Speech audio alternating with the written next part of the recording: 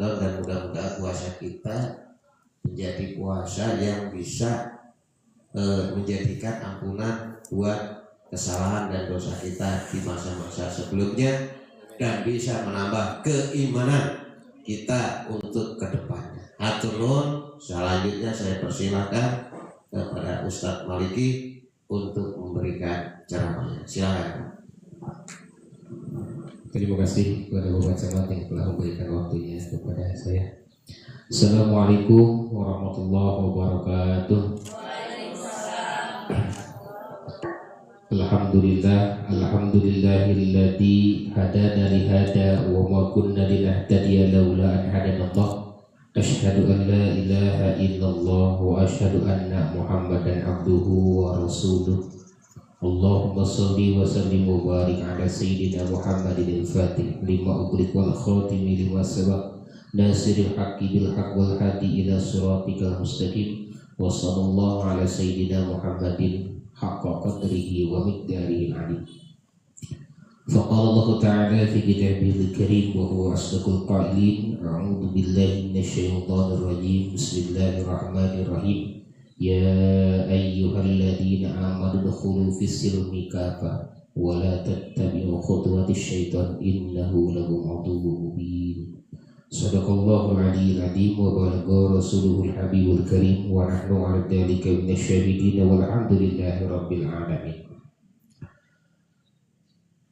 Puji dan syukur marilah kita panjatkan kepada Allah yang Maha Ghafur. Salawat beserta salam semoga selalu dibacakan dan dilimpah curahkan kepada baginda alam, yakni Habibana wa Nabiyana Muhammad sallallahu alaihi wasallam, kepada para keluarganya, para sahabatnya, dan kepada kita selaku umatnya. Alhamdulillah, dalam kesempatan ini, dalam acara ta'lim aparatur, kita bisa bermuajahah. Alhamdulillah, semoga kita menjalankan ibadah puasa di minggu terakhir ini, semoga kita mendapatkan ampunan yang banyak dari Allah Subhanahu wa taala. Wabil khusus yang saya hormati juga di sini Bapak Camat Dharmaraja, dan tak lupa kepada Bapak Sekcam dan seluruh para ASN atau karyawan di Kecamatan Dharmaraja ini yang saya hormati. Maaf tidak bisa menyebutkan namanya satu persatu, tetapi tidak mengurangi rasa hormat saya.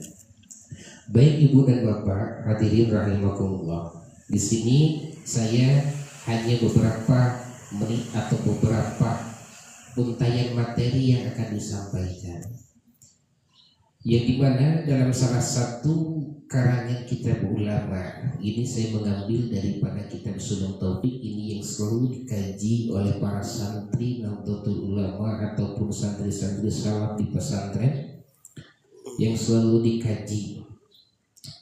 Ada di bab pertama itu, Bismillahirrahmanirrahim, saya bacakan dulu. Faslun yajibu ala kaffatil mukallafina dukhulu fid dinil Islam wa subutu fihi ala dawami wa tizamu ma lazimu alaihi minal ahkami. Yang artinya pasal ini menerangkan tentang kewajiban setiap orang mukallaf yang masuk dalam agama Islam dan harus tetap istiqomah terhadap apa yang diterima dan apa yang diperintahkan oleh Allah dan apapun yang dilarang oleh Allah Subhanahu wa taala minal ahkami, dari pirang-pirang hukum. Baik Ibu dan Bapak, dalam muqaddimah tersebut saya menyampaikan bahwa di dalam Al-Qur'an surah Al-Baqarah ayat 208, ya ayyuhalladzina amanu dukhulu fis-silmi kafah, yang artinya wahai orang-orang yang beriman, udkhulu, harus masuk fis-silmi kafah, masuk dalam agama Islam itu secara menyeluruh, secara komprehensif. Kenapa? Kan kita sudah Islam tetapi harus disuruh secara kafah. Nah, bukan. Betapa banyak kita menemukan mungkin di zaman-zaman sekarang ini banyak orang yang tidak berpuasa itu kelihatan. Ketika dulu saya kalau diajak ke Sumedang oleh orang tua, mungkin hanya 1 atau 2 orang yang tidak berpuasa. Tetapi sekarang naudzubillah dari ulah boro-boro di Sumedang diurangi rumah. Salah satunya menandakan bahwa keimanannya seseorang itu adalah sangat lemah. Kenapa? Karena tolak ukurnya seseorang itu dari keimanan itu adalah ada rasa malu. Sebagaimana hadis Rasulullah SAW mengatakan al-haya'u minal iman. Malu itu adalah sebagian daripada iman. Baik ibu dan bapak hadirin rahimakumullah, ketika kita melaksanakan ibadah puasa ini adalah salah satu daripada hukum yang diwajibkan oleh Allah. Ada yang dimaksud kalau di dalam fikih itu ada yang disebut dengan hukum taklifi, yaitu adalah hukum yang dibebankan kepada orang mukallaf. Dalam artian mukallaf itu adalah kita. Mukallaf itu adalah akil balik dan masih berakal. Kalau mu'alaf orang yang baru masuk Islam. Perbedaannya, lantas bagaimana ketika orang yang sudah mu'alaf itu dibebani oleh hukum? Ada yang disebut dengan mukallaf, itu ada salah satunya tertaklif hukumnya seperti wajib, makruh, haram, mubah dan lainnya. Ketika mendengar kita tentang perkara wajib, sholat wajib, puasa wajib, zakat wajib, munggah haji wajib bagi yang mampu. Tapi di sisi satu lagi ada hukum yang demannya dengan ada hukum waqi, ada hukum yang dimana salah satu adalah hukum rukhsah. Seperti contohnya seperti dalam hukum rukhsah itu ketika bapak ibu ketika lagi berpuasa berangkat mau mudik misalkan ke luar kabupaten dengan catatan mudiknya itu jaraknya marhalah qashar itu adalah 83 km. Nah, boleh di situ menjamak ataupun boleh tidak berpuasa dengan catatan kalau berangkatnya di waktu sahur maka boleh tidak berpuasa. Kalau berangkatnya dari rumah setelah adzan subuh maka wajib berpuasa seharian penuh. Itu maksud dari rukhsah. Nah, ketika jamaah di kosong bisa ibu cara ikabok cara sholat nanti bisa ditarik di lohor ke asar biasa, di asar kalau lohor biasa, di kosongnya 2 rakaat jadi 2 rakaat jamaah kosong gitu jadi antara. Baik ibu dan bapak sekalian, dari perkara tadi ada perkara yang wajib seperti sholat. Ada kita selalu mendengar di dalam ayat Al-Quran wa aqimus sholah wa atuz zakat. Ini adalah kedua sejoli yang tidak bisa dipisahkan. Wabil khususnya kita di dalam bulan Ramadan ini adalah salah satunya selain daripada melaksanakan ibadah puasa bulan Ramadan harus menunaikan atau membayar zakat. Lantas apa sih yang dalam Islam kok harus mengeluarkan zakat? Kenapa tidak ada sedekah? Kan ada sedekah, infak dan lain sebagainya. Oh, ternyata saya teliti bahwa di Islam itu wabil khususnya ada zakat itu adalah mengentaskan kemiskinan. Yang pada hari ini kita selalu dengar dari pemerintah, kita selalu ada mengentaskan kemiskinan. Padahal Islam jauh lebih dulu mengentaskan keislaman. Contoh, saya mengambil hukum ketika zaman Khalifah Umar bin Khattab. Ada orang miskin dan ada orang kaya. Itu berdekatan, Pak. Berdekatan rumahnya. Yang satu orang miskin ingin makan, lalu sampai mencuri kepada orang kaya tersebut. Si orang kaya tersebut mengadukan kepada Khalifah Umar bin Khattab. Ya Amirul Mukminin, wahai Khalifah, orang ini nih si fulan ini telah mencuri dari saya. Mencuri naon?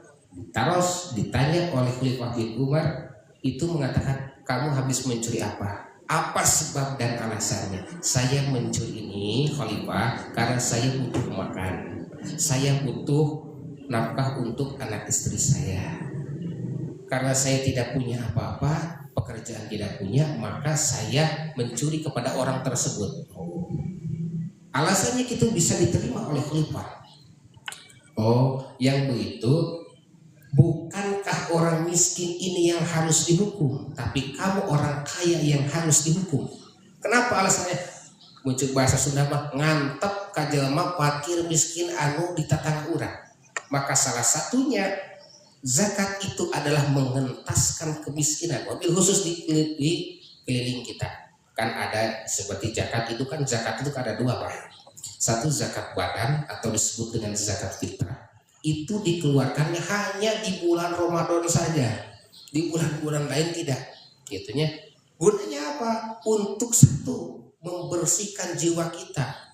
Dan apabila kita ketika puasa, maaf, ada perkara-perkara yang kotor, ada perkara-perkara yang akan menggugurkan pahala puasa, itu bisa ditambah zakat gitu ya. Bahkan ada dalam salah satu hadis mengatakan bahwa ketika ada seorang yang puasa tidak menunaikan zakatnya, maka itu menggantung amalnya di antara langit dan bumi gitu ya.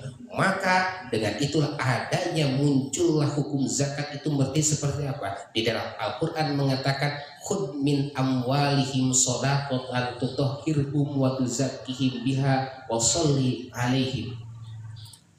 Mengatakan seperti itu, khudh, ambillah. Ini adalah segat, muncul santri mah segatna pil amar. Pil amar itu adalah kata kerja. Ada pil amar, pil mudhari, pil nahi, ada kata. Segatnya adalah pil amar. Kata usul fikih itu mengatakan al aslu lil amri lil wujub. Pada dasarnya setiap orang menyuruh kepada kewajiban itu adalah kebaikan, itu adalah wajib. Nah, makanya kalau di ASN itu kan suka dipotong dulu gajinya ya. Sebanyak apa? 2,5%. Ketika saya pelajari itu waktu zaman Presiden Soeharto, dipotong gajinya daripada ASN itu untuk salah satunya untuk membangun masjid di seluruh Nusantara Indonesia ini. Kebaikan, berarti kebaikan kalau Bapak Ibu diambil dengan ikhlas gajinya, maka pahala setiap bulannya, setiap harinya akan terus mengalir kepada kita. Pak Ustadz, kumaha cenah lamun abdi mah cenah teu gaduh naon, da urang mah lain wajib zakat, wajib narima berarti gitu nya. Punten. Ada beberapa zakat itu kan ada beberapa kategori. Tadi ada dari zakat mal. Ada juga dengan zakat. Dengan zakat itu orang bisa berubah-ubah Pak, macam-macamnya. Zakat mal itu terdiri dari emas dan perak. Ada juga terdiri dari binatang ternak. Ada juga zakat profesi, ada juga dengan zakat perniagaan. Maka tadi yang disampaikan oleh Bapak Camat harus didata orang kaya di seluruh Indonesia, di Dharma Raja ini. Kenapa? Karena supaya ternyata orang kaya ini sudah mengeluarkan zakat. Belum. Nah ini adalah kewenangannya, maka harus bersinergi antar UPZ dengan kita. Kalau saya yang dengar itu hanya tentang zakat fitrah yang selalu terdengar UPZ. Kalau zakat mal di Dharma Raja belum dipiralkan ya Pak. Belum maksimal. Padahal kalau secara maksimal zakat itu dikelola dengan baik, maka insya Allah kemiskinan di daerah kita berkurang. Dan alhamdulillahnya Pak, ketika saya kan ada itu dari Delima atau Pedar. Itu kan ada di MTS saya itu 2 orang, alhamdulillah itu adalah salah satu jeripayah atau pahala ibu dan bapak menyekolahkan atau membiayai anak tersebut. Ternyata anak tersebut menjadi rajin Pak, dan alhamdulillah otaknya ketinggalan gitu kan, alhamdulillah. Itu dalam cara mengentaskan kemiskinan. Juga dari fungsi daripada zakat itu Bapak Ibu sendiri, selain daripada mengentaskan kemiskinan, ada juga tergolongnya dari ekonomi secara berputar. Juga ada juga menghilangkan sifat sifat kikir. Kenapa? Karena ketika kita mengeluarkan harta kita sedikit ataupun banyak, maka oleh Allah Subhanahu wa Ta'ala akan ditambahkan. Berapa? Dari 1 bisa menjadi 10, bahkan sampai 700 kali lipat ketika kita, apalagi kita di dalam bulan suci Ramadan ini, maksimalkan ibadah kita mumpung masih ada bulan Ramadan kita. Abdi mah teu tiasa zakat Pak Ustaz, abdi mah tiasa sedekah ngan sedekit. Ada sedekah yang paling murah Ibu dan Bapak. Apa? Senyum. Baginda Nabi mengatakan tabassumuka fi wajhi ahika sedekah. Senyum di hadapanmu saudara itu adalah sedekah. Ibu dan Bapak ketika melayani masyarakat, ketika hadir dalam bekerja, niat dari rumah itu dengan ibadah dan senyum kepada orang yang membutuhkan pelayanan kita, itu ibadahnya sangat luar biasa. Ada satu kali, ini mah pengalaman saya diri pribadi. Ketika detik-detik bapak saya meninggal dunia, ada salah satu dipanggil bidan tidak mau hadir, dan ada salah satu bidan mau dipanggil untuk mengecek ini apakah sudah tidak ada atau masih ada. Dan si bidan itu ketika dipanggil itu belum jadi ASN. Setelah beberapa bulan kemudian dia diangkat jadi ASN. Kenapa? Ada salah satu doa yang ditolak. Jadi itu saya keluar mendengar dari kata ibu saya itu, semoga kamu hidupnya menjadi barokah di kumis jabana, can jadi ASN diangkat jadi ASN. Itu kita menolong kepada orang itu adalah salah satu ibadah. Maka berikan dengan cara ikhlas dengan kita bekerja. Insya Allah Pak, ada ibadah teh punten. Sanes bukan hukum ngaji, bukan saya sholat, saya doakoh, zakat, tetapi kita memberikan pelayanan itu adalah ibadah. Kita mencari nafkah itu adalah ibadah. Ibadah itu ada ibadah mahdoh dan ibadah ghair mahdoh, gitunya. Ibadah ada yang langsung dengan hubungan dengan Allah Subhanahu Wa Taala, ada juga ibadah antara sesama manusia di antara. Itu adalah tentang ibadah. Nah, juga kembali lagi dari zakat itu, dari mengentaskan kemiskinan Bapak Ibu Saudara, ada juga rasa ta'awun atau tolong menolong. Yang tadi ada yang dimaksud dari orang kaya membantu kepada orang miskin, gitu ya. Jadi ada kesinambungan, ada kesejahteraan. Bukan hanya sebagai zakat saja. Di Islam itu Bapak saling tolong menolong. Kita 2 bulan lagi ke depan akan menghadapi Idul Kurban. Anu tadina tengah rasaan daging, anu tadina daging setahun sakali atau 5 tahun sakali. Oke, dan Idul Kurban sadaya masyarakat bakal ngerasain daging kurban. Itulah kebijaksanaan ajaran daripada Islam. Itu harus diterapkan minimal di dalam diri kita dan keluarga kita. Gitu ya. Maka ternyata kalau kita pelajari tentang Islam, betapa Islam itu sangat luar biasa. Itu diantaranya ya. Nah, terus itu adalah perkara yang wajib, misalnya contoh. Ada juga perkara yang sunnah. Perkara yang sunnah itu kata Nabi, ma'udhifa ila Nabi sallallahu alaihi wasallam qaulan aw fi'lan aw taqriran aw nuha. Contohnya seperti sunnah itu ada puasa Senin Kemis, ada berzikir, itu adalah puasa perkara-perkara sunnah. Bertasbih, bertahmid, dan kita di dalam di dalam bulan Ramadan ini ketika puasa sering-seringlah membaca kalimat tasbih atau zikir, gitu ya. Ada zikir khafi, ada zikir jahar. Atuh teu bisa mah acara abdi mah teu biasanya kelawan tasbih cenah bosan kumaha nuju teu aya pasien bukan teu pasiennya, nuju teu aya naon anu dilayani ku urang, minimal dalam hati bisa subhanallah subhanallah bisa gitu ya. Itulah perkara-perkara yang tapi bisa dirasakan silahkan. Yang ketiga adalah perkara mubah. Perkara mubah adalah perkara yang diperbolehkan dalam agama Islam. Dan yang ketiga ada perkara-perkara haram. Contohnya seperti perkara haram apa saja? Makan dan minum ketika di bulan puasa. Bagi siapa? Bagi orang mukallaf. Kalau orang sakit itu boleh, gitu ya. Ada orang sakit, musafir dalam perjalanan boleh. Itu atau orang mazdun itu yang kata orang gila boleh, itu ya, tidak berpuasa. Kan di sini semuanya alhamdulillah sehat-sehat. Alhamdulillah gitunya Pak. Kalau ada orang yang tidak balik, belum balik gitunya, belum balik itu belum balik itu boleh tidak berpuasa. Tapi kan harus wajib gitu kan. Ibu-ibu kan atau apalagi yang haid gitunya. Kalau yang haid itu kan bolehkan gitu. Kalau melaksanakan ibadah puasa yang haid adalah haram gitu ya. Di antaranya perkara yang haram. Kalau makruh ada satu lagi, makruh perkara makruh. Contohnya seperti ngurang putih itu makruh. Tapi abdi geresep sama putih jengkolnya kan dina ngabersihan ada lumayan katanya itu perkara-perkara makruh mah diganjar dilaksanakeun teu dilaksanakeun teu diganjar ditinggalkeun diganjar upami sunat mah dikerjakan mendapatkan pahala tidak dikerjakan tidak mendapatkan pahala diantaranya. Nah, dan daripada itu dalam hal ini adalah salah satunya dari hukum harus iktikad, harus mengiktikad dalam hati. Wabil khusus ini ada hukumannya, hukuman ada terbagi tiga.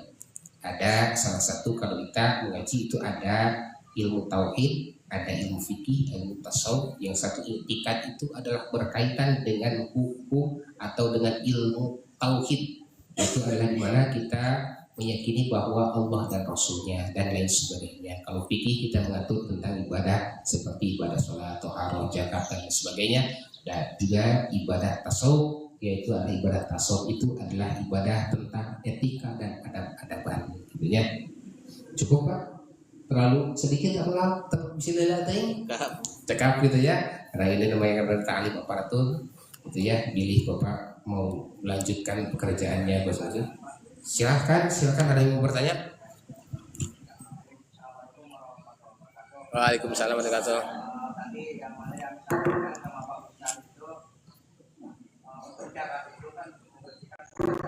Ya.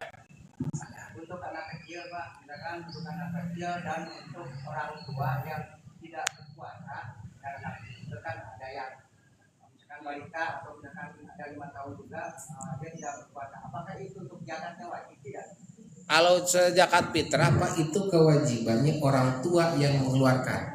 Ulah boro-boro budak anu leutik karek beresep oke, misalkan wajib di zakat Pak. Tapi dengan catatan maaf, kalau bayi misalkan bayi lahir detik-detik di penghujung Ramadan, misalkan setengah genap tos lahir, maka tak wajib di zakatan. Maka wajib tadi umur 5 tahun wajib untuk menjakat. Siapa yang menjakatnya? Orang tuanya. Ada lagi Pak? Silakan Bu.